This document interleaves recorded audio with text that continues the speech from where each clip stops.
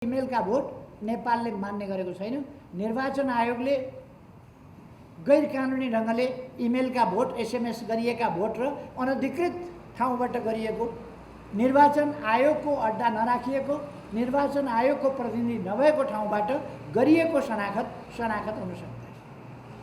त्यसकारण यी पक्षहरूमा ध्यान जानुपर्छ निर्वाचन आयोगको पनि भन्ने म चाहन्छु। सभामुखजीलाई म भन्न चाहन्छु, रोक्ने काम नगर्नुहोस्, तुरन्त हामीले गरेको कारबाही सार्वजनिक सूचना जारी गर्नुहोस्।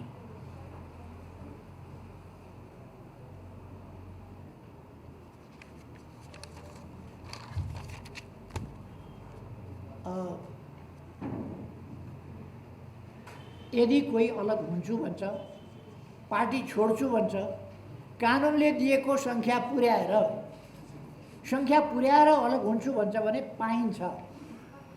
म फेरि पनि स्पष्ट पार्न चाहन्छु, संविधानले दिएको अधिकारको प्रयोग गर्न पाइन्छ कानुन सम्बद्ध ढङ्गले।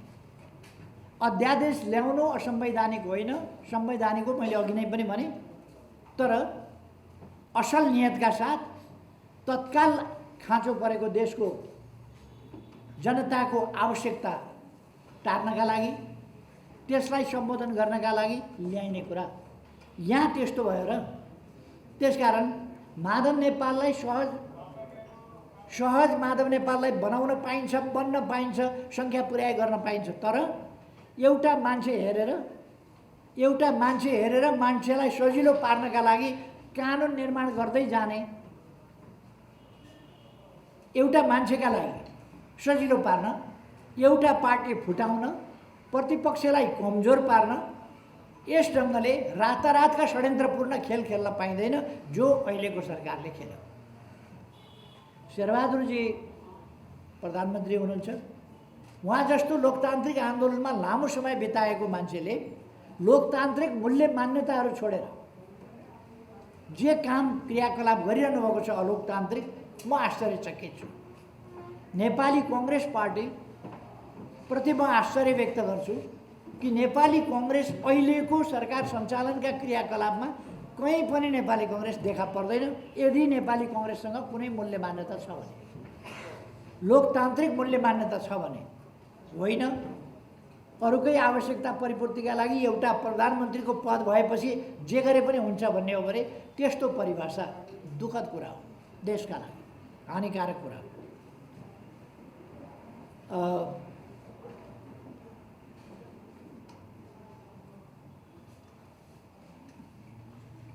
एउटा गजबको प्रश्न पनि गर्नुभएको छ, पार्टीभित्र तपाईँ निर्विकल्प हुनुभएको कि निर्विकल्प कहिलेसम्मलाई सोध्नु? केही चिज निर्विकल्प हुन्छ दुनियाँमा, यो पञ्चायत निर्विकल्प भने जस्तै केही चिज निर्विकल्प हुन्छ, कुनै चिज निर्विकल्प हुन्छ, कुनै चिज जसको सुरु हुन्छ त्यसको अन्त्य हुन्छ। जो प्रधानमन्त्री हुन्छ त्यो कुनै न कुनै दिन जीवितै छँदा होस् वा अरू नै हिसाबले भूतपूर्व हुन्छ। यो त नबुझ्ने मान्छेहरू कोही हुँदा उधम खुसी हुने, कोही हट्दाखेरि अत्यन्तै दुखित हुने। हाम्रो चलन त्यस्तो छैन। हामी दुनियाँलाई बुझ्छौँ, दार्शनिक हिसाबले बुझ्छौँ, जीवन जगतलाई बुझ्छौँ, परिवर्तनलाई बुझ्छौँ। केही पनि निर्विकल्प हुँदैन, अवधिका लागि निर्विकल्प हुन्छ, अवधिका लागि निर्विकल्प हुन सक्छ। जस्तो अहिले नेकपा एमाले हालका लागि प्रतिपक्षमा निर्विकल्पै छ, अरू कोही प्रतिपक्ष आउनेवाला छैन। आउँदो चुनावपछि सत्यपक्ष हुनका लागि पनि यो निर्विवाद निर्विकल्प छ। आउँदो चुनावबाट फेरि यो सरकारमा जान्छ, यसको कुनै विकल्प पनि छैन। यो फेरि सधैँका लागि होइन, त्यो आवधिक निर्वाचन भइरहन्छ।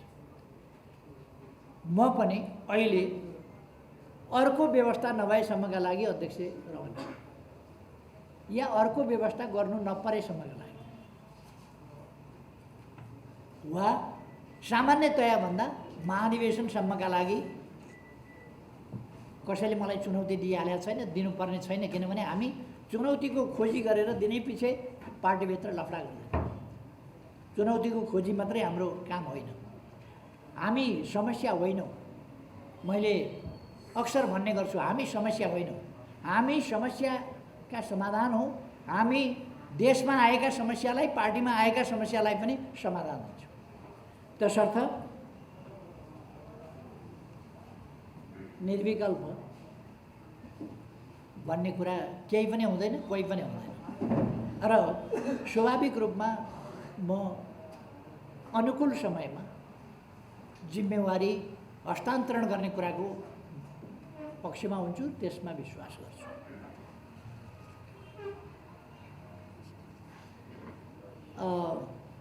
अरूलाई मात्रै दोष लाएर होला र पार्टी विभाजन भएपछि तपाईँको पालामा पार्टी विभाजन भयो भन्नुभयो। मेरै नेतृत्व अन्तर्गत चुनावी तालमेल भएको,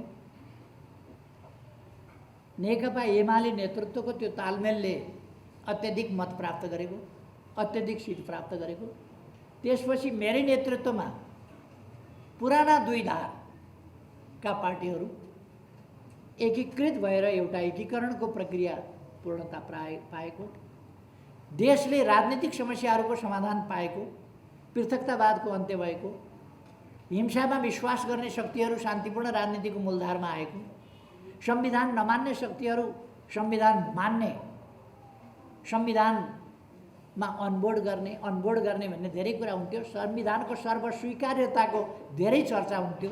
त्यो संविधानको सर्वस्वीकार्यता पनि मेरै नेतृत्वमा, मेरै समयमा भएको थियो। अब केही मान्छेलाई बाक्लो दाल खान मन लाग्यो भनेर सानो हन्डी लिएर चौको बसाउन जाँदा अनि तपाईलाई दाग लाग्यो नि भन्ने, के को दाग लाग्छ? दाग लाग्ने त हन्डी बोकेर बाक्लो दाल बसाउन जानेलाई लाग्छ। अनि यहाँ नेकपा एमालेमा यत्रो लङ्गुर लाग्या भन्छन् नि, लङ्गुर लागे जस्तो चाहिँ यत्रो हाँडी पर्तिर बसाउन किन जानु पर्यो घोप्टे भाग लाउनलाई? त्यसकारण त्यसको जिम्मा मैले लिइरहनु पर्ने होइन। यद्यपि म पार्टीको प्रमुख भएको हुनाले मेरो समयमा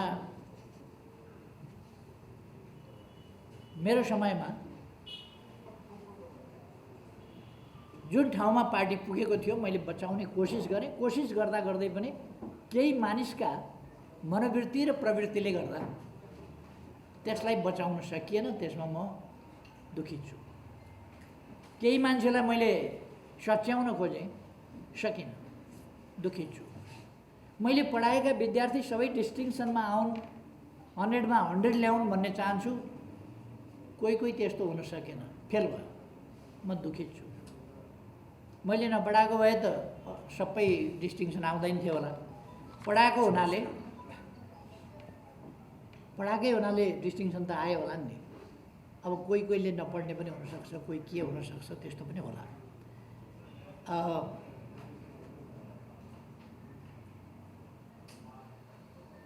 एउटा प्रश्न गर्नुभएको छ, माधव नेपालजीले बृहत कम्युनिस्ट आन्दोलन बनाउने, बृहत कम्युनिस्ट आन्दोलन,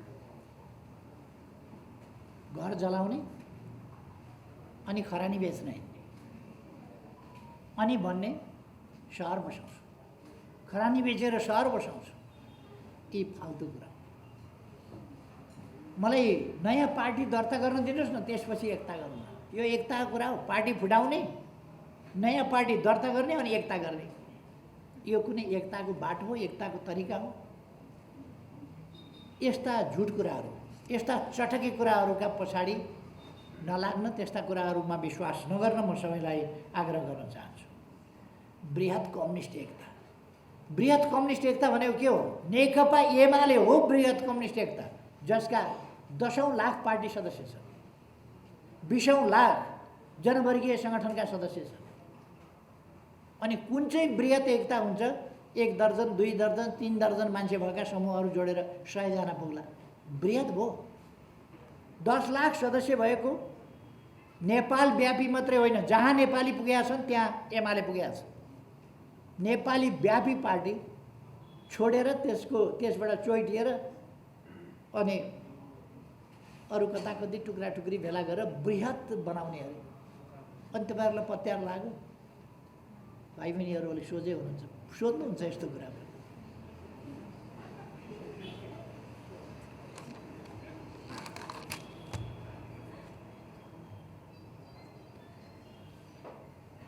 7औं महाधिवेशनमा मैले लोकतान्त्रिकरणको प्रस्ताव राखेका थिएँ।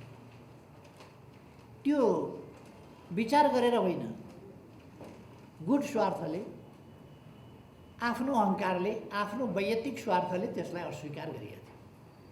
त्यति बेलाको लिडरसिपले त्यसलाई सुन्न पनि मानेन।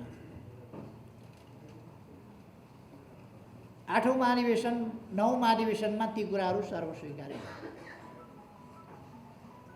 अहिलेको विधान संशोधनमा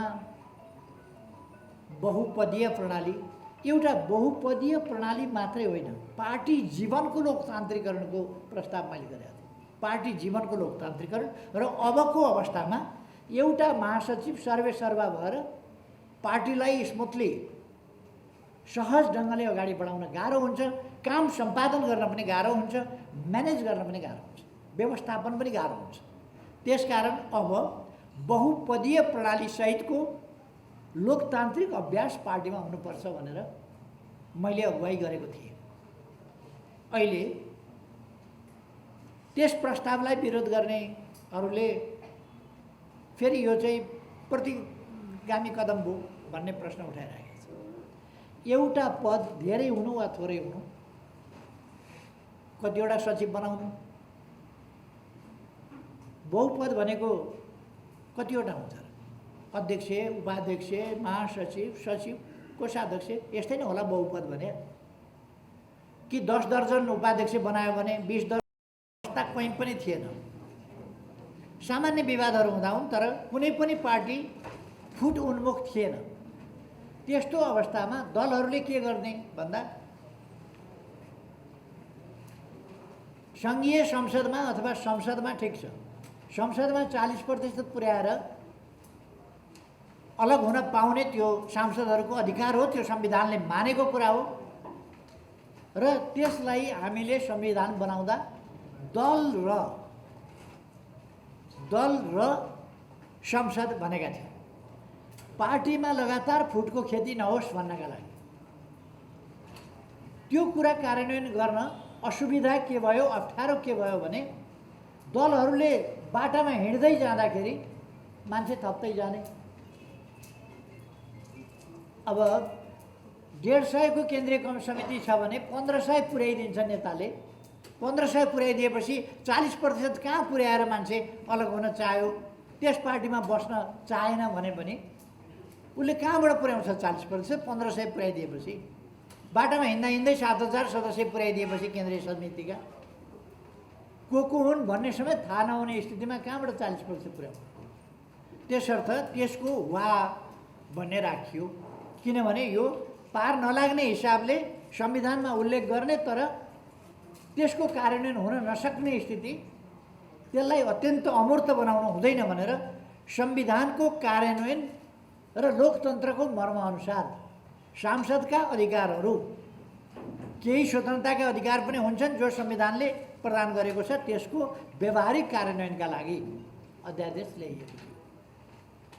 त्यति बेला कसरी उधम विरोध भयो, संसद छल्न खोजेको, अध्यादेशबाट देश चलाउन खोजेको, सरकार चलाउन खोजेको आदि कुराहरू भए। अहिले त्यस्तो स्थिति हो र? 12 बजे राति अन्त्य गर्ने, भोलिपल्ट बिहानै अध्यादेश आउने। सदन अधिवेशन 12 बजे राति अन्त्य हुन्छ, भोलि बिहानै अध्यादेश आउँछ। अध्यादेश आउनका लागि प्रक्रिया के हुन्छ भने कानुन मन्त्रालयमा मस्यौदा जानुपर्छ। कानुन मन्त्रालयको मस्यौदा, त्यो मन्त्रालयमा गएको मस्यौदा कानुन मन्त्रालयले सहमति दिनुपर्छ। त्यो सहमति पश्चात पहिले त्यो मस्यौदा गर्नका लागि, विधेयक ड्राफ्ट गर्नका लागि पास गर्नुपर्छ। त्यसपछि त्यो कानुनमा जानुपर्छ। मस्यौदा ड्राफ्ट भएर त्यसबाट आएपछि अनि बल्ल कानुनको प्रक्रिया अगाडि बढ्छ। संसद नचलेको बेला, अधिवेशन नचलेको बेला यदि देशका लागि, जनताका लागि अत्यावश्यक पर्यो, अपरिहार्य पर्यो भने त्यस्तो अवस्थामा अध्यादेशबाट पनि कानुन निर्माण गरेर देश अगाडि बढाउनु पर्ने हुनसक्छ। त्यसै कारण संविधानमा अध्यादेश जारी गर्ने व्यवस्था रहेको छ। अध्यादेश जारी गर्नु आफैमा असंवैधानिक चाहिँ होइन, तर अधिवेशन नचलिरहेको बेला वा सदन अन्त्य भएका बेला वा सदन विघटन भएका बेला तत्काल केही गर्नु परेमा यो देश र जनताका लागि हुनुपर्दछ, व्यक्तिका लागि होइन, एउटा समूह विशेषका लागि होइन, देश र जनताका लागि तत्काल आवश्यक परेमा त्यस्तो अवस्थामा अध्यादेश आउन सक्दछ।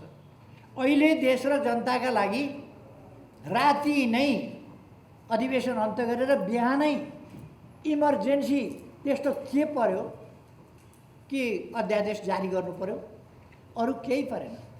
नेकपा एमाले भित्रको अन्तर्विग्रहलाई विभाजनमा पुर्याउनका लागि तपाईँहरूले सुन्नुभयो होला 35%, 30%, 25% र कि वा यी सबै कुरा तपाईँहरूले सुन्नुभयो होला। अनि सोधेर तपाईँको कति प्रतिशत पुग्यो, कति प्रतिशत पुग्यो, वा गरौँ कि र गरौँ, दुवैतिर पुग्छ कि पुग्दैन? पुग्छ, र राखेको छ। अलिक पछि नपुग्ने पनि खतरा छ, वा राख्नु। त्यसो भए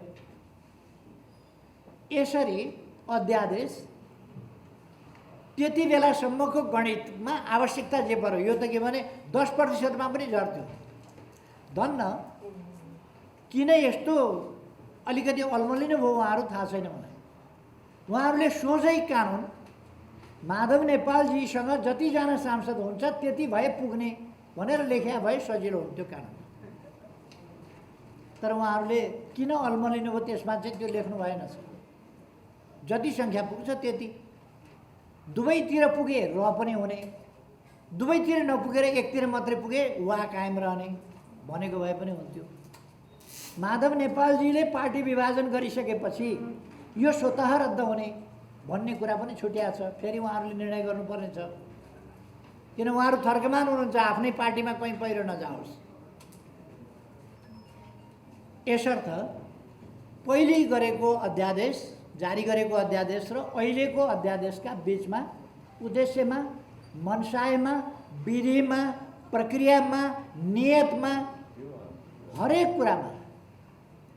हरेक कुरामा सोधिरहनु पर्ने कुरा हो। र तपाईँहरूलाई कन्ठै छ त, थाहै छ त, तपाईँहरूलाई आफै थाहा छ, तर पनि तपाईँहरूले सोध्नुभयो, धन्यवाद छ। मैले पनि भन्ने मौका पाएँ। अर्को सोध्नुभयो, एकजना मित्रले भन्नुभयो यो पहिलेको र अहिलेको उस्तै होइन, कोही नअल्मलिनु होला, उस्तै होइन भनेर। यति चाहिँ उहाँले सत्य बोल्नुभयो। वाक्यको अंश चाहिँ सत्य बोल्नुभयो। पहिलेको र अहिलेको अध्यादेश उसै प्रयोजनका लागि, उस्तै प्रयोजन, उस्तै नियत, उस्तै मनसाय, उत्तिकै संवैधानिक प्रश्न होइन, कानुनी हिसाबमा उस्तै होइन, यो फरक छ। तर उहाँले साफ झुट बोल्नुभयो, देशका अगाडि बेइमानीपूर्ण कुरा गर्नुभयो कि उहाँले चाहिँ देशका लागि, यो नेकपा एमाले पार्टी फुटाउन खोजेको देशका लागि, सत्ताले यस्तो सरकारले राजनीतिक पार्टीभित्र बदनियतका साथ हात हालेर अनुचित ढङ्गले कानुन निर्माण गरेर, अनुचित बाटोबाट कानुन निर्माण गरेर प्रतिपक्षी पार्टी फुटाउने कार्य अनैतिक कार्य हो। यो नैतिक कार्य होइन, यो बिल्कुलै अनैतिक कार्य हो। त्यसकारण यस्तो अनैतिक कार्य चाहिँ उचित हुन्छ कहीँ? यो उचित होइन। अब मैले योभन्दा बढी यसमा व्याख्या गरिरहनु पर्ला जस्तो लाग्दैन। अब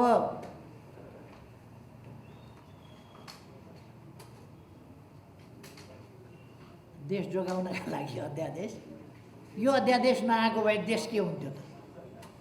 के हुन्थ्यो देश? एमाले फुटाउन नपाएको भए देश के हुन्थ्यो त? बिलाउँथ्यो?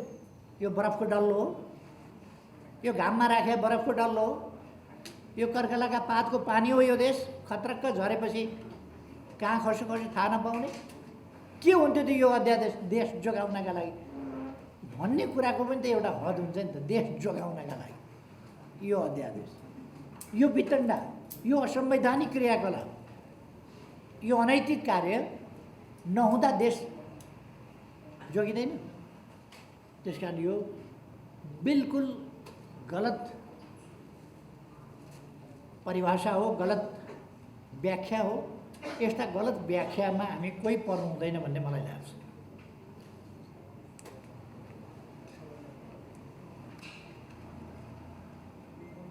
बारदलीको टिप्पणी पनि चर्चामा छ भन्नु, अनि चर्चामा नहुनका लागि मैले गरे हो र अहिले बोलेको कुरा पनि चर्चा हुन्छ नि। अहिले बोलेको पनि चर्चामा हुन्छ, चर्चा होस् है भनेर त बोले। त्यस कारण यो नयाँ कुरा भएन, अहिले बोलेको पनि चर्चा हुन्छ।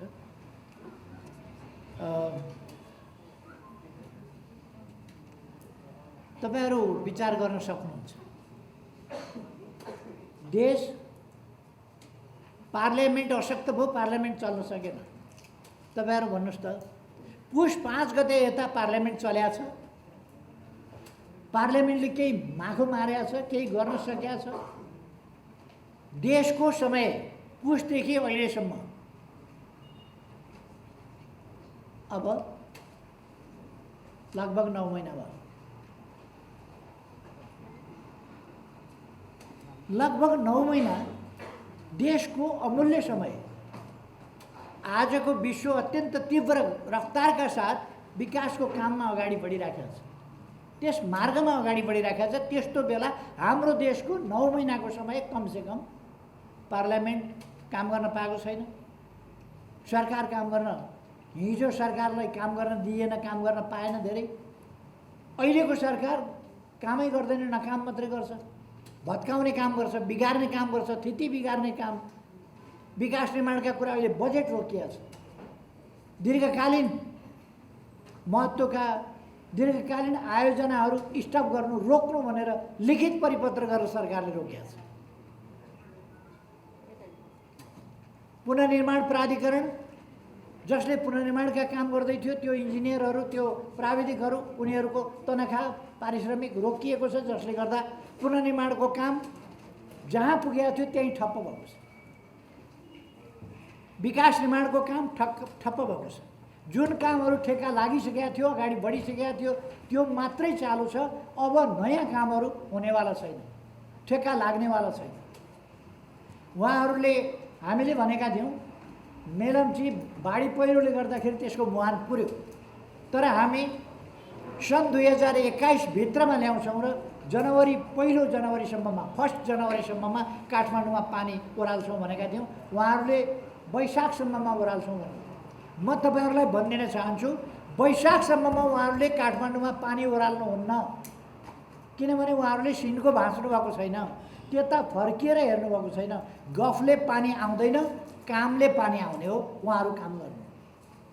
त्यसकारण वैशाखमा पनि काठमाडौँमा पानी आउनेवाला छैन, मेलम्चीको पानी। यसरी देशको समय बर्बाद भइरहेको छ। देशको समय बर्बाद गर्नु अनि राजनीतिलाई सार्वभौम सत्ता सम्पन्न जनता जसको निर्णयमा, जसको निर्देशमा, जसको आदेशमा मूलभूत राजनीति सञ्चालन हुनुपर्छ, त्यो जनताका हातबाट खोसेर अन्यत्रै पुर्याउनु, जनादेशबाट सरकार नबन्ने परमादेशबाट सरकार बन्ने स्थिति ल्याउनु, शक्ति पृथकीकरणको सिद्धान्त खल्बलिनु, सन्तुलनको सिद्धान्त, चेक एन्ड ब्यालेन्स भन्छौँ नि हामी, सन्तुलन नियन्त्रणको सिद्धान्त र व्यवहार खल्बलिनु, जनताले मूल्याङ्कन गर्न र फैसला गर्न नपाउनु, अरू इन्डिभिजुअल वा 2-4 मान्छेका समूहले देशको भाग्य भविष्य फैसला गर्ने परिपाटी स्थापित हुनु, संविधानका धाराहरू, स्पष्ट धाराहरू कार्यान्वयन नहुनु, व्याख्या गर्ने ठाउँमा व्याख्या नगरेर असान्दर्भिक ढङ्गले बाहिर जानु, यी खालका कुराहरू के अग्रगमन हुन्? देशको समय बर्बाद हुनु अग्रगमन हो। यति बेला अस्ति नै जेठको सुरुसम्ममा कमसेकम नयाँ सरकार बनिसक्थ्यो र नयाँ सरकारले काम सम्हालिसक्थ्यो। यो अस्थिरता, यो तानातान, पार्टी फुटाउनका लागि बन्ने साथ अध्यादेश जारी गर्ने खालका नाटक, त्यो अध्यादेशलाई सहयोग गर्नका लागि, पार्टी फुटाउनका लागि नेकपा एमाले कारबाही गरेर सूचना 1 गते जारी गरेको आज 9 गतेसम्म संसद सचिवालयलाई सूचना जारी गर्न सभामुखले दिनुभएको छैन। सभामुखले रोकेर राख्नुहुन्छ।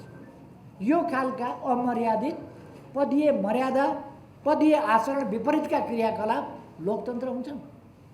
अग्रगमन हुन्छ यस्तो? यो लोकतन्त्रको हुर्मत लिने काम, लोकतन्त्रको हुर्मत लिने काम जुन भइराखेको छ, यो अत्यन्तै अनुचित, अलोकतान्त्रिक, असंवैधानिक, प्रतिगामी काम हो। र एउटा निर्वाचित सरकारलाई, जनादेशको सरकारलाई अन्य बाटाबाट, अन्य ठाउँबाट संसदमा पनि जान नदिएर विस्थापित गरेर प्रधानमन्त्रीको नियुक्ति गर्ने जुन विश्वमा कहीँ नभएको, कहिल्यै नभएको अलोकतान्त्रिक प्रक्रिया सुरु गरियो यहाँ, त्यो अग्रगमन हुनै सक्दैन, त्यो लोकतान्त्रिक हुनै सक्दैन, त्यो प्रतिगामी कदम नै हो। र शाब्दिक लडाइँ हामीले गर्न खोजेका होइन। हाम्रो भूमिका अलिकति परिवर्तित भयो। हामी सरकारबाट प्रतिपक्षमा गयौँ। यो धेरै ठुलो कुरो होइन इतिहासका लागि। होला 1.5 वर्षका लागि हामी प्रतिपक्षमा गयौँ होला, 1.5 वर्षका लागि। यो ठुलो कुरा होइन। अथवा हामी फेरि चुनाव हारेर 5 वर्ष फेरि प्रतिपक्षमा बसौँला, देशका लागि यो ठुलो कुरा होइन। तर देशमा संविधान मिच्ने प्रचलन, संविधान मिच्ने अभ्यास र अस्वस्थ राजनीति, फोरी राजनीति, किनबेचको राजनीति, रिसोर्टमा लगेर 3 दिनदेखि मान्छे थुनेर, घर घरबाट मान्छे टिपेर रिसोर्टमा लगेर थुनेर, अनि ती मान्छे रिसोर्ट पनि कहाँ, यहाँ नजिकै ओरतिर परतिर होइन, उहाँ टाकुरामा लगेर 3 दिनदेखि थुनेर त्यहाँबाट ढोक्सेमा हालेर, ढोक्सेमा हालेपछि माछा उम्किन पाउँदैन क्या, ढोक्सेमा हालेर त्यो ढोक्से निर्वाचन आयोगमा ल्याएर घोप्ट्याउने, यो काम के लोकतान्त्रिक हुन्छ? यस्तो काम लोकतान्त्रिक हुन्छ? वास्तवमा भन्ने हो भने यो बलजफ्ती, अपहरणकारी, ज्यादतीपूर्ण काम हो। सांसदहरू जस्ता मान्छेलाई यस्तो थुनेर सञ्चार माध्यमहरूले पनि प्राय के लेख्न रुचाउँछ भने यस्तो क्रियाकलापलाई यति बेला यो गठबन्धनवाला, अपवित्र गठबन्धनवालाले गरे हुनाले मिटिङ चलिराखेको छ, बैठक भइराखेको छ, बैठक भइराखेको थियो। त्यहाँ बैठक भनेको एक लेभलको हुन्छ, कि सांसदको हुन्छ, कि स्थायी कमिटीको हुन्छ, कि केन्द्रीय कमिटीको हुन्छ, कुन कमिटीको बैठक भइराखेको थियो? त्यहाँ पार्टीका साधारण सदस्यदेखि लिएर आफूलाई अध्यक्ष भनेर दर्ता गरेका मान्छेसम्म त्यहाँ छ। कस्तो बैठक हो त्यो? साधारण सदस्यदेखि लिएर त्यो तहका मान्छे पनि भएको बैठक हुन्छ? कुनै बैठक होइन। त्यो मान्छे घेराबन्दी गरियो, घर घरबाट तानियो, लगियो, बाध्य बनाइयो। उहाँहरूले कुटपिट गर्नुभयो, चुटपिट गर्नुभयो, भोकै थुन्नुभयो भन्ने न, फकाउनु परेको छ। त्यस कारण फकाइकन लगेर मिठा गुलिया वचनै बोलेर फकाइकन मिठै खाना दिएर राम्रै बिस्तारामा सुतेर, तर सुनकै पिञ्जडा भए पनि यदि पिञ्जडामा हालियो भने पिञ्जडै हो। त्यसरी मान्छे घर घरबाट तानेर लगेर त्यहाँ थुनिएको कुरा त्यो थुनिएकै हो। चाहे सुनकै पिञ्जडामा थुनिया होस्, चाहे भव्य रिसोर्टमा होस्, चाहे 5 स्टार 7 स्टार जेसुकैमा होस्, थुनिएकै हो।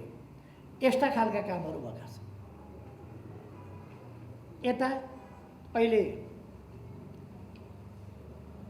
हामीले 14 जनामाथि कारबाही गऱ्यौँ, पार्टी नफुटोस् भनेर। पार्टी नफुटोस्, 14 जनामाथि हामीले कारबाही गऱ्यौँ भने कुनै प्रतिशत नै पुग्दैन त्यहाँ। त्यो प्रतिशत नपुगेपछि पार्टी फुट्दैन। पार्टी नफुटोस् भन्नका लागि हामीले कारबाही गऱ्यौँ। अनि त्यसलाई देखा नदेखै गर्ने, गोप्य राख्ने लेखराज भट्टजीहरू, टोपबहादुर रायमाझीजीहरू, उहाँहरूलाई प्रचण्डले निष्कासन गर्दा त्यो कुनै सेन्ट्रल कमिटी बसेको होइन, सेन्ट्रल कमिटीले निर्णय गरे होइन। प्रचण्डको आदेशमा उहाँले ढोकाबाट समातेर पत्र ल्याएर पढिबाची गरेर हतार सुनाउनु भयो, हतार टाँस्नुभयो, हतार कार्यान्वयन गर्नुभयो। त्यो निष्कासन नेकपा एमाले देशको प्रमुख पार्टीले गरेको कारबाही 9 दिनसम्म उहाँ हिजो त दाँत टाल्न जानुभएछ। दाँत टाल्न। अनि मेरो शुभकामना छ उहाँको दाँत राम्रै टालियोस्। तर हिजो पो दाँत टाल्न जानुभयो त 8औं दिन। 7औं दिनसम्म के गर्नुभयो?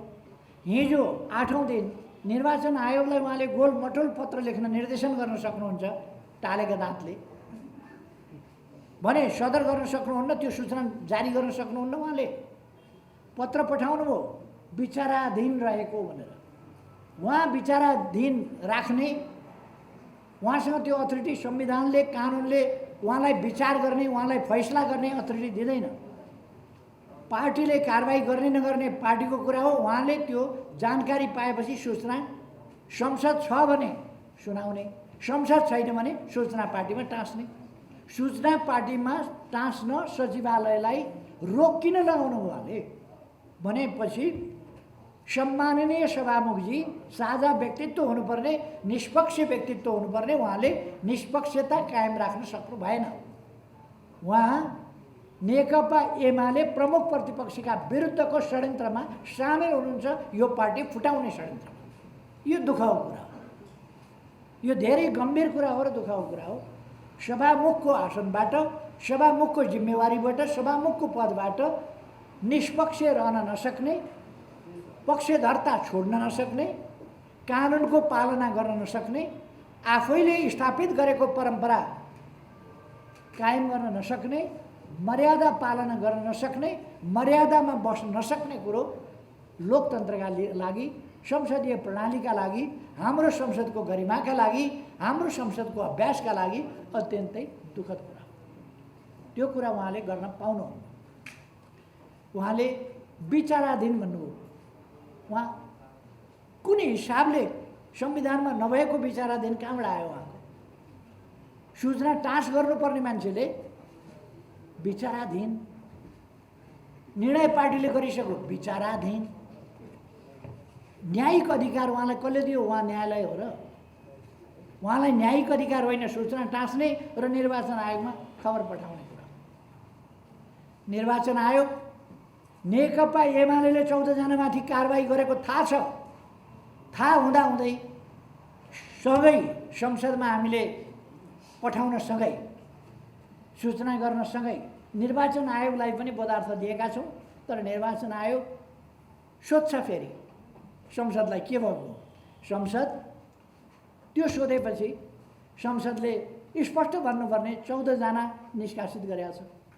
संसद सचिवालय के भन्छ भने 1 गते निष्कासन गरिएको सूचना संसद सचिवालयमा आयो, विचाराधीन छ। त्यसकारण लिस्ट चाहिँ सबै यही हो। कारबाही गरेका व्यक्तिहरू समेतको लिस्ट, सिङ्गै लिस्ट निर्वाचन आयोगमा पठाउँछ। एमालेको लिस्ट यो। योभन्दा बेइमानी के हुन्छ? योभन्दा राजनीति खेल्न खोज्ने सभामुखले पक्षधरताका साथ राजनीतिमा हात हाल्ने र गिजोल्ने काम योभन्दा बढी के गर्ने? यो खालको कुराहरू अत्यन्त दुःखद कुरा हो। म त्यसमा दुःख व्यक्त गर्न चाहन्छु, खेद व्यक्त गर्न चाहन्छु। अब यहाँहरू आफै विचार गर्नुहोस्। देशभरिका जनताले विचार गर्न सक्नुहुन्छ अहिले भइरहेको यो अग्रगमन हो कि यो प्रतिगमन हो? यो संवैधानिक कानुनी हिसाबले लोकतान्त्रिक बाटोमा उहाँहरू चल्दै हुनुहुन्छ कि उहाँहरू भस्मासुर बाटोमा चल्दै हुनुहुन्छ? यो संविधान नमान्ने, कानुन नमान्ने, लोकतान्त्रिक मर्यादाहरूको पालना नगर्ने यही लोकतान्त्रिक बाटो हुन्छ। यो लोकतन्त्र विरोधी प्रतिगामी भस्मासुर बाटो हो। यो बाटोबाट अलग हुन म उहाँहरूलाई भन्न चाहन्छु। म निर्वाचन आयोगलाई भन्न चाहन्छु, जब 1 गते नै संसद सचिवालयमा नेकपा एमाले 14 जनामाथि कारबाही गरेको जानकारी गराएको छ भने र त्यो कुरा संसद सचिवालयले निर्वाचन आयोगलाई दिइसकेपछि 14 जना समेत राखेर निर्वाचन आयोगले गणना गर्न, शनाखत गर्न मिल्दैन। निर्वाचन आयोगले अस्ति नभएका मान्छे र उपस्थित नभएका मान्छेको शनाखत भन्न मिल्दैन। शनाखत भनेको उपस्थित भएर गरिने कुरा हो, अनुपस्थितिमा शनाखत हुँदैन। एब्सेन्टी भोट नेपालले मानेको छैन। एब्सेन्टी भोट कहीँ स्वीकारेको छैन, दिने गरेका छैन। अन्तबाट दिएको कुरालाई एसएमएसका भोट महासचिव बनायो भने चाहिँ लोकतान्त्रिक हुने हो र? यस्तो व्याख्या सोच्नु हुँदैन, यस्तो धारणा राख्नु हुँदैन। हामीले लोकतान्त्रिक अभ्यासलाई छोडेका छैनौँ, छोड्दैनौँ। हामी नै लोकतन्त्रका हरेक क्षेत्रमा, विचारमा, समाजमा, राजनीतिक दलमा, दलहरूमा, निर्वाचनमा अथवा समग्र सामाजिक जीवन पद्धतिको रूपमा लोकतन्त्रलाई स्थापित र विकसित गर्न अभ्यासबाट अगाडि बढाउन चाहन्छौँ। त्यसर्थ हामीले लोकतन्त्र या लोकतान्त्रिकरण वा लोकतान्त्रिक पद्धति छोड्छौँ भन्ने कुरा यो कुप्रचार हो। त्यसकारण यो अहिले खुम्च्याएको पनि छैन, खुम्च्याउँदै पनि खुम्च्याइँदैन। लोकतन्त्र खुम्चिने विषय पनि होइन। अब जहाँसम्म कति चाहिँ सोझै हलबाट छानिनुपर्छ भन्दा अहिले पनि पार्टीभित्र लोकतन्त्रकै चर्चा गर्ने थुप्रै साथीहरू हुनुहुन्छ जसले अध्यक्ष लगायत प्रमुख नेता लगायत सबै केन्द्रीय कमिटी छानेर त्यहाँबाट छानिनुपर्छ भन्ने। तर हामी के ठान्छौँ भने प्रमुख नेता सोझै उसको पपुलारिटी पनि परीक्षित हुनुपर्छ। अर्को कुरा, यो सधैँ प्रमुख नेताका लागि खेलबाड गरिरहने, तानातान गरिरहने, जोड घटाउ गरिरहने, लुच्चाचुडी गरिरहने कुरा होइन। अहिले पनि तपाईँहरूले देख्नुभयो, मलाई अध्यक्ष चाहियो, बराबरीको अध्यक्ष चाहियो, के चाहियो भन्ने कुरा चुनाव हारेका मान्छेले मलाई अध्यक्ष चाहियो भनेको तपाईँहरू देखिरहनु भएको छ। यस्तो खालको स्थितिमा यदि त्यही भित्रबाट केन्द्रीय सदस्यहरूभित्रबाट अध्यक्ष छान्ने खालको प्रणाली हामीले ल्यायौँ भने त्यसले के गर्छ भन्दा त्यो सधैँ त्यो अध्यक्ष फेर्ने वा प्रमुख नेता फेर्ने, अरू नेताहरू पनि फेर्न पाइने भयो भने अरू नेताहरू पनि फेर्ने, फलानु उपाध्यक्ष हटाइपाउँ, उसँग म प्रतिस्पर्धा गर्छु, मैले फेर्न पाउनुपर्छ भनेर बिचाम भन्ने, यो खालका कुराहरूको खेल भइरहन्छ। त्यसकारण त्यसले पार्टीभित्र स्थिरता स्थायित्व हुँदैन र लोकतान्त्रिक अभ्यासका नाउँमा अलोकतान्त्रिक गुटबन्दी, अस्वस्थ प्रतिस्पर्धा जस्ता कुराहरू भइरहन्छन्। त्यसर्थ हामी त्यस कुरालाई बढावा दिँदैनौँ।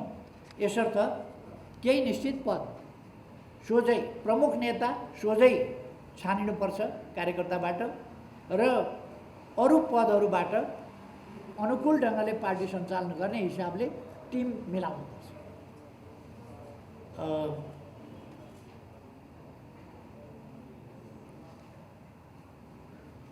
एउटा चाहिँ सोध्नुभएको थियो एउटा चेलीले जस्तो लाग्छ मलाई, तपाईँलाई निन्द्रा लाग्छ कि लाग्दैन?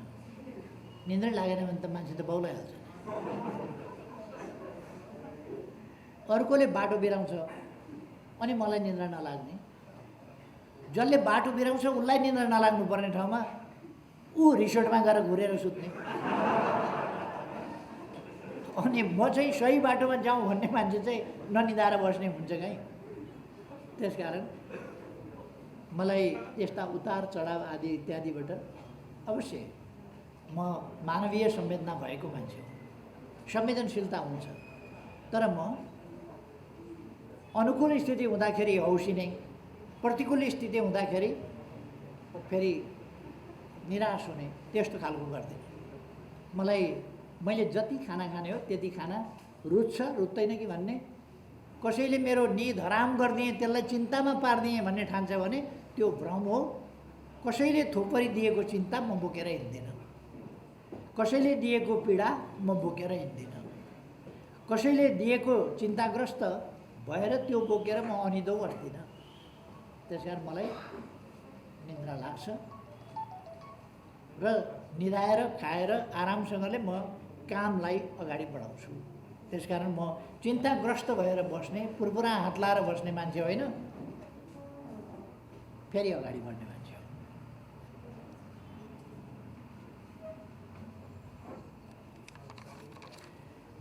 मोटामोटी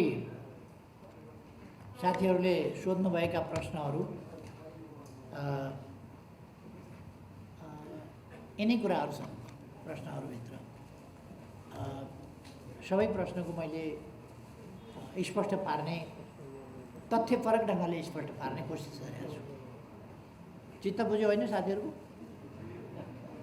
ल धन्यवाद छ। धन्यवाद अध्यक्ष कमरेड। 5 मिनट बस्नु होला।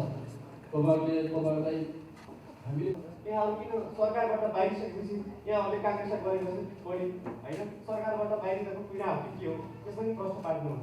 ल अलिकति शिवजीले प्रश्न गरेको थर्ड मोडालिटी भन्छु है मैले। मैले जस्तो सबै व्याख्याहरू भनिसम्मै लाग्ने त्यो चाहिँ सठिक एउटा दुईवटा एकजना दुईवटा भन्दा सठिक प्रश्न मात्रै गर्नु। क्वेसन चाहिँ टिप्नु पर्ने भयो। क्वेसन टिप्नु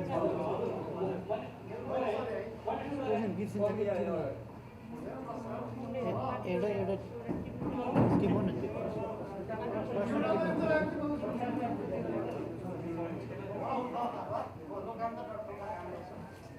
मेरो प्रश्न चाहिँ के छ सरकारमा रहँदा र अस्तिको दिनसम्म तपाईँहरूको पार्टीको दुईवटा पक्ष थियो। एउटा पक्ष तपाईँहरूले प्रतिगमन गरेको भने एउटा पक्षले एउटा पक्षले तपाईँहरूले प्रतिगमन गरेको भन्ने, अर्को पक्षले चाहिँ होइन हामीले यो चाहिँ संविधान संसद विघटन चाहिँ समयको माग थियो, आवश्यकता थियो भन्ने अवस्था थियो। अब अहिले तपाईँहरू दुवै पक्षकै ठाउँमा हुनुहुन्छ। समयको माग थियो भन्नेले चाहिँ यो प्रतिगमन सच्याएको हो कि अर्को पक्ष जाँदाखेरि उहाँले प्रतिगमन आत्मसात गरेको हो? कसरी तपाईँहरू यो विवाद हुने?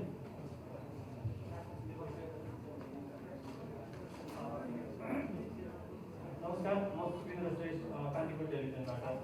अध्यक्षज्यूलाई दुईवटा प्रश्न। एउटा, तपाईँहरूबाट छुटिएर आज बेग्लै दल दर्ता गरेर समाधान गर्न जानुभएका अर्का पक्षलाई तपाईँले जुन अहिले विज्ञप्तिमा थोरै कुराहरू त आए होइन, उहाँहरूसँग मिल्न सक्ने बाटोहरू तपाईँहरूले भनिराख्दाखेरि र अहिले यो कार्यदलको कसरी मिल्न सकिन्छ भनेर तपाईँहरूले पनि टिका टिप्पणीहरू गरिराख्दाखेरि अहिले उहाँ छुट्टै दल दर्ता गरिसक्नु भएको अवस्थामा त्यसलाई अझै फेरि मिल्न सक्ने बाटो तपाईँले कसरी के देख्नु भएको छ, एउटा कुरा। र अर्को, आज तपाईँ प्रमुख प्रतिपक्षी रहिराख्दाखेरि काङ्ग्रेस नेपाली काङ्ग्रेसले सरकार गठन गरेको आज 40 दिन पुरा भएको छ र तपाईँहरूले जसरी अध्यादेशको बाटो समाउनु भएको थियो त्यस्तै गरेर अहिले काङ्ग्रेसले पनि त्यस्तै गरेर अध्यादेशको बाटो समाएको छ र तपाईँहरू रचनात्मक प्रतिपक्षीको भूमिका खेल्ने भनिरहँदा यो अवस्थामा नेपाली काङ्ग्रेसलाई कसरी रचनात्मक टिप्पणी गर्नुहुन्छ, यो दुईवटा कुरा।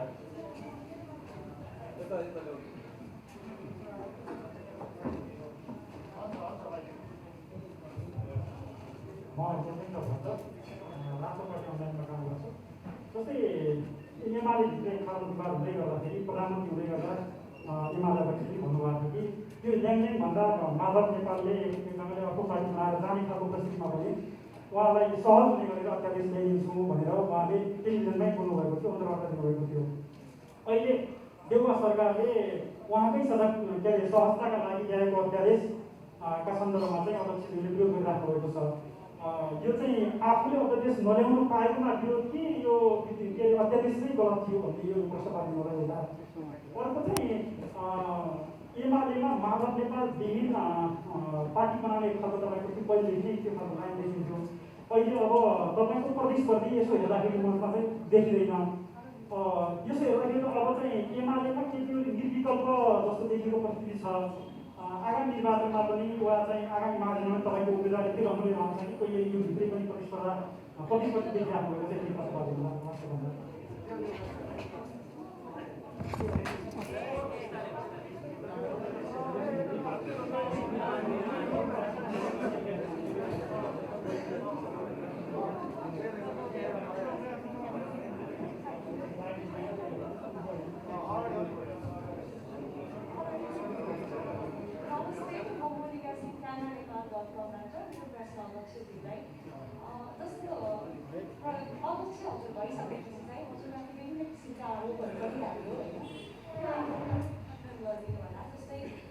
एमाले पार्टी छुट्यो, एमाले पार्टी विवाद लाग्यो एमाले पार्टीका केही समूहका मान्छेहरू चाहिँ अब अर्को पार्टी भर्ना गर्दै हुनुहुन्छ उहाँहरू निर्वाचन आयोगमा, जसको विभिन्न दागहरू हजुरको आवश्यकतामा लाग्ने प्रश्न पनि भएको हुन्छ होइन। यसले चाहिँ हामी सही छौँ भनेर मात्र अवश्य पनि हुँदैन होला एउटा प्रश्न यो हो।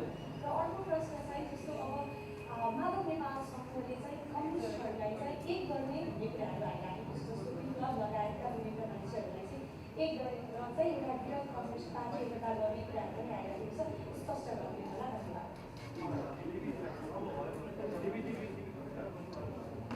नमस्ते, म डिबी खड्का नेपाल लाइभ.कममा काम गर्छु। अब 7औं महाधिवेशनमा अध्यक्ष केपी शर्मा ओलीले त्यति बेला तत्कालीन महासचिव माधव कुमार नेपाललाई आन्तरिक लोकतन्त्र बलियो बनाउनका लागि बहुपदीय प्रणाली अपनाउनुपर्छ भनेर त्यो खालको कार्य प्रस्ताव तपाईँले गर्नुभएको थियो। त्यति बेला तपाईँले लोकतन्त्रप्रति, पार्टीको आन्तरिक लोकतन्त्रप्रति त्यत्रो ठुलो कटिबद्धता त्यो धेरै चासो थियो। संयोगले उहाँले तपाईँको त्यो प्रस्ताव पारित गर्न दिनु भएन। त्यति बेला लोकतान्त्रिक प्रणाली अपनाइयो होला भित्र। तर आज माधव कुमार नेपाल केही समय अर्को पार्टीका लागि हुनुहुन्छ, त्यो इगो र रिसका कारण रमाइलो लागेको होला, यो प्रश्न होइन। तथापि प्रश्न चाहिँ के हो भने अहिले तपाईँहरूले जुन विधान मस्यौदा ल्याउनु भएको छ त्यसमा आन्तरिक लोकतन्त्र खुम्चिएको भन्ने टिप्पणी पढी छ। किनभने यस अघिका बहुपदीय प्रणाली निर्वाचित हुने जुन अवस्था थियो त्यसलाई खुम्च्याएर अहिले तपाईँले के बनाउनु भयो भने अध्यक्ष र केन्द्रीय सदस्य मात्रै जो महाधिवेशनमा आउँछन् प्रतिनिधि उनीहरूले चुनेर पठाउनु। यति भन्ने बित्तिकै बाँकी जुन पदाधिकारीहरू छन् त्यो तपाईँको अनुग्रहमा हुने भए यसले आन्तरिक लोकतन्त्र खुम्च्याउँदैन। त्यो 7औं महाधिवेशन जनकपुर महाधिवेशन र अहिलेको स्थिति आइपुग्दा कहाँनिर तपाईँको यो त्यो लोकतन्त्रप्रतिको प्रतिबद्धता तलमाथि पर्यो। धन्यवाद। लगभग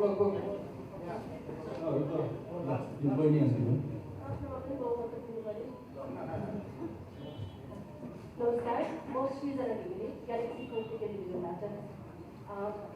जुन दिन पुस 5 गते प्रतिनिधि सभा विघटन हुँदै गर्दा त्यति बेला हजुरको विपक्षमा हुनुभएको, अहिले त पक्षमा आइसक्नुभयो। एकजनाले भन्दै हुनुहुन्थ्यो जस्तो सुकै तनाव भए पनि अध्यक्षलाई चाहिँ बेलुका सुत्ने बेलामा चाहिँ उहाँ जतिसुकै तनाव भए पनि सुकै मिलाउनुहुन्छ भन्नुहुन्थ्यो। आज यहाँको पार्टीले कुनको अवस्थामा पुगिसक्यो भनौँ, पुगि नै सक्यो। तपाईँले आज लिन लागिरहेको छ कि छैन, त्यो पीडाबोध हुन्छ कि हुँदैन, एउटा प्रश्न। अर्को चाहिँ चन्द्रगिरी पुगेर माधव कुमार नेपालले भन्नुभएको थियो यो नाटक रचिँदैछ, मेरा पक्षका साथीहरूलाई लगेर उहाँले एकताको नाटकमा रचिरहनु भएको छ। साँच्चैमा एकता चाहनुहुन्छ भने हामीलाई दल दर्ता गर्न दिनुहोस्, त्यसको भोलिपल्टदेखि वार्ता सुरु गर्छु भनेर भन्नु भएको छ। त्यसका लागि यहाँ तयार हुनुहुन्छ? धन्यवाद सबै साथीहरू। लगभग 5-7जना साथीहरूले उठाएको प्रश्नहरू यहाँ उपस्थित सबै सञ्चारकर्मी साथीहरूको साझा प्रश्न हो भन्ने मलाई लाग्छ। अध्यक्ष कमरेडले राखिसकेपछि केही छुटेकै रहेछ भने फेरि छोटो समय गर्दा, नत्र भने अध्यक्ष कमरेडलाई म यी विषयमा आफ्नो धारणाको निम्ति अनुरोध गर्न चाहन्छु।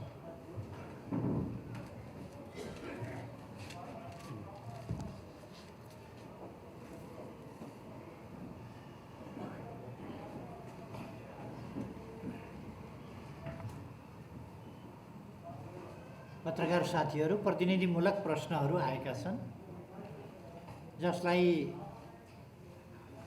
म जसको सम्बन्धमा यथार्थ प्रस्तुत गर्न चाहन्छु।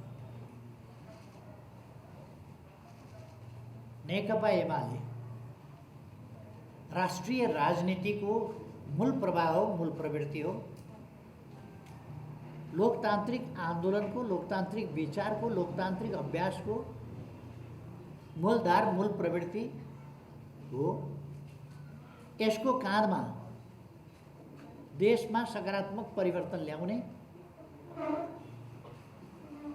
सङ्क्रमणलाई उपयुक्त ढङ्गले अगाडि बढाउने, प्राप्त उपलब्धिको रक्षा गर्ने, प्राप्त उपलब्धिहरूलाई सुदृढ गर्दै देशलाई अगाडि बढाउने र समृद्ध नेपाल, सुखी नेपाली बनाउने अभिभारा यसको काँधमा छ। यति महान अभिभाराहरू बोकेर हिँडेको पार्टी एकछिन अल्मल्याउने, एकछिन चटके कुरा गरेर देशको परिवर्तन हुँदैन भन्ने कुरा जान्दछ र यथार्थ तर्कहरू, तथ्यहरू अवलम्बन गर्नुपर्ने आवश्यकता ठान्दछ, त्यसमा अमल पनि गर्छ। त्यसकारण म त्यसै गरी तर्कका लागि तर्क, वितर्कका लागि वितर्क वा समयानुकूल होइन, वस्तुपरक तथ्यहरू त्यहाँहरूका अगाडि प्रस्तुत गर्न चाहन्छु। म प्रधानमन्त्री हुँदा पनि अध्यादेश आएको थियो। 12 बजे राति चलिरहेको अधिवेशन अचानक अन्त्य गर्ने, एक हप्ता पछिसम्मका र महिनौँ दिन पछिसम्मका प्रतिबद्धताहरू एकछिन अगाडि गर्दै गर्ने, केही मिनट पछाडि अचानक अन्त्य गर्ने ढोकापूर्ण ढङ्गले र 12 बजे अन्त्य गर्ने र भोलिपल्ट बिहानै अध्यादेश जारी गर्ने मेरो नेतृत्वको समयमा मेरो सरकारले गरेको थिएन। त्यो हामीले एउटा लोकतान्त्रिक अभ्यास संविधानको मर्म अनुसार र वास्तवमा संविधानले जे सांसदका अधिकारहरू दिएको छ त्यसलाई व्यावहारिक अर्थमा कार्यान्वयन हुन सकोस् भन्ने हिसाबले हामीले अध्यादेश जारी गरेका थियौँ। विभाजन एउटा पार्टीहरूभित्र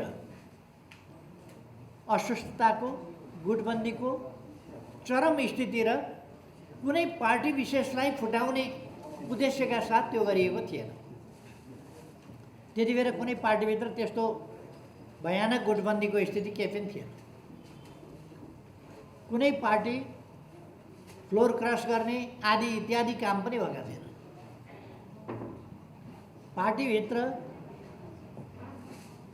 असाधारण, असामान्य